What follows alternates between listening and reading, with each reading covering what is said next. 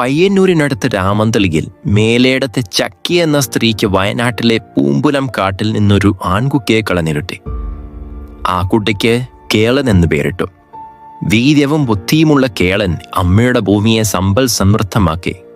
ഒരു ദിവസം അമ്മ പറഞ്ഞു, പൂമ്പുറത്തെയും കൃഷിയോഗ്യമാക്കണം. കേളൻ മടിച്ചു നിൽക്കാതെ വില്ലും ശരങ്ങളും എടുത്തു. വീട്ടിലുണ്ടായിരുന്ന കള്ള് ആവോളം എടുത്തു കുടിച്ചു. വഴിയിൽ വെച്ച് കുടിക്കാനായി ഒരു കുറ്റിക്കള്ള് കയ്യിലും മറ്റൊന്ന് മാറാപ്പിലുമായി അവൻ യാത്ര ആരംഭിച്ചു. പൂമ്പനം കാട്ടിലെത്തിയ കേളൻ 4 കാടുകളും വെട്ടി. 4ാം കാട്ടിലെ നെല്ലിമരം മാത്രം അവനൊന്നും ചെയ്തില്ല. അവിടെയാണ് കാളിയും കരാളിയും എന്ന നാഗങ്ങൾ വസിക്കുന്നത്.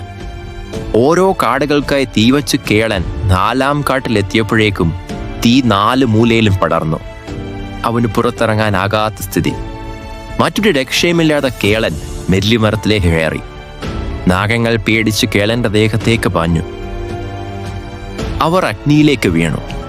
നാഗങ്ങളും കേളനും ചാരമായി തീർന്നു. തന്റെ പതിവ് നായാട്ട് കഴിഞ്ഞ് അതുവഴി വന്ന വയനാട്ട് പുലവൻ മാറിൽ 2 നാഗങ്ങളുമായി വെണ്ണീരായി കിടക്കുന്ന കേളനെ കണ്ടു.